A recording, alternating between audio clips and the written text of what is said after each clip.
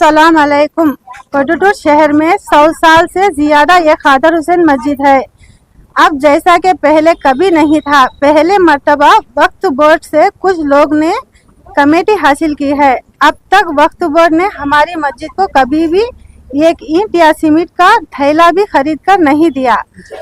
कोटुटूर शहर में शाह हुसैन वली दरगाह वक्फ बोर्ड में नहीं है क्या? तुम लोगों ने इस पर कब्जा क्यों नहीं कर रहे हो? मोडमपल्ली मस्जिद की जायदाद तकरीबन 100 करोड़ से ज्यादा है। क्या आप सब लोगों ने इस हवाले से कोई इंक्वायरी नहीं की? हर साल हम लोग खादर हुसैन मस्जिद से सुंदल आसा शरीफ ले जाते हैं। इस साल से अंजुमन कमेटी ने यह खत भेजा है। इसमें लिखा गया कि हमारे खादर हुसैन मस्जिद से सुंदल का जुलूस ना निकाले। एक बेमिसाल अंदाज में यन्नस मुन्ना और इनके साथी अपने घर से संदल लेकर आसा शरीफ में गए हैं। हम सब लोग दरख्वास्त करते हैं कि यन्नस फंक्शन हॉल को तोड़कर मस्जिद बनाए और इस मस्जिद में मुतवल्ली और प्रेसिडेंट बना लिया जाए। अस्सलाम अलैकुम। ప్రొద్దుటూరు పట్టణంలో సుమారు 100 సంవత్సరాల పైన ఈ ఖాదర్ హుసేన్ మసీదు ఉంది. ఎప్పుడూ లేని విధంగా ఇప్పుడు కొందరు వ్యక్తులు వక్ఫ్ బోర్డు నుంచి కమిటీ తెచ్చినారు.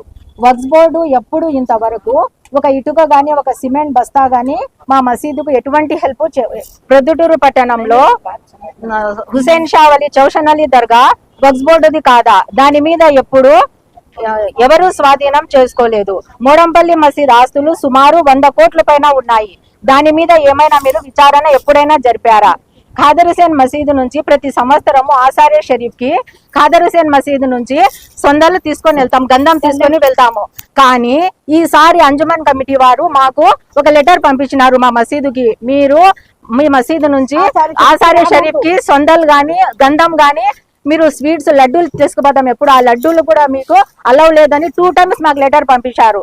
అయినా మేము వాళ్ళు చెప్పినారు కదా అని మేము తీసుకువెళ్ళలేదు.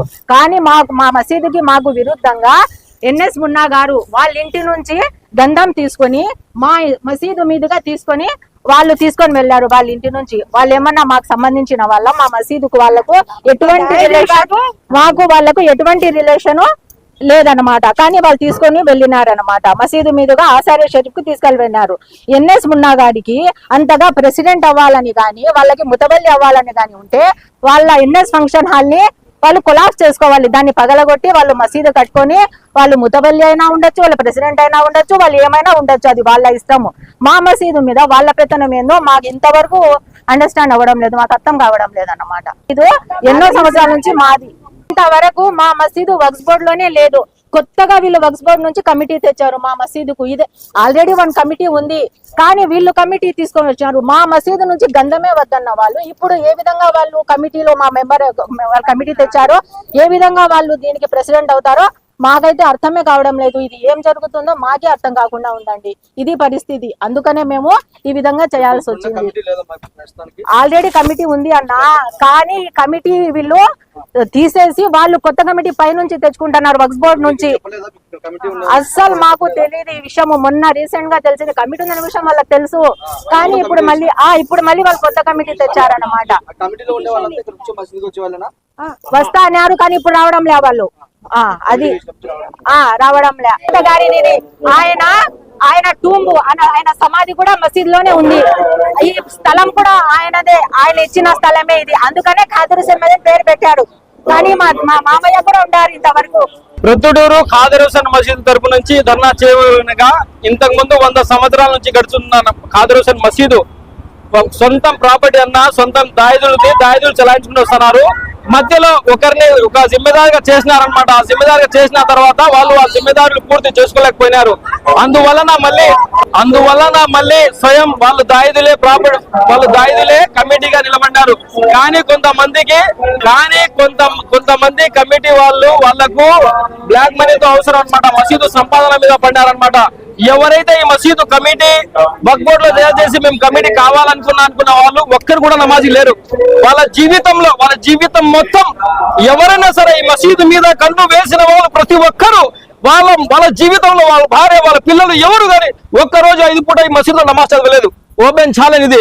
ఒక్కరోజు రంజాన్ నెల తప్ప ఏ రోజైనా ఒక 5 పూట్ల నమాజ్ మేము చదివినా చెప్పమనండి, ఈ రోజే ఆ మసీదులు ఈ తాయిదులతో రాపించేస్తా. ఇవాళ ఇళ్లలో గానీ ఒక హాఫీజే ఖురాన్ లేడు, ఒక ఆలిమే దీన్ లేడు, ఒక ముస్లిం కూడా లేడు. వాళ్ళ సంపాదన అక్రమణ సంపాదన, ఈ మసీద్ మీద కళ్ళు వేసిన వాళ్ళు సంపాదన అక్రమ సంబంధన, వాళ్ళు ఆస్తులు అక్రమణ సంబంధన, వాళ్ళ ఇల్లులు అక్రమణ సంబంధన, అంతా మోసం అంతా మోసం తిరగడం అన్నమాట. అల్లా ఇల్లు మీద పడినారు, అల్లా ఇల్లు మీద పడినారు. అల్లా ఇల్లు మీద పడిన వాళ్ళు బాగా పడరు. ఎప్పుడు మీకు స్వయంగా మసీదు కావాలా, వాళ్ళ మసీదు కమిటీ కావాలంటే మీ ఆస్తులు అమ్మి, మీ బంగారం అమ్మి, మీ అంతస్తులు అమ్మి స్వయంగా మస్జిద్ కట్టి నువ్వు 5 పూట్ల నువ్వు నమాజ్ చదివి ముందు నువ్వు అజాన్ ఇచ్చి నువ్వు ఇఖామత్ వచ్చి నువ్వు ముస్లింగా నువ్వు నెరవేర్చుకొని ఆ తర్వాత నువ్వు కమిటీగా చేరాలని మేము నేర్పిస్తున్నాము.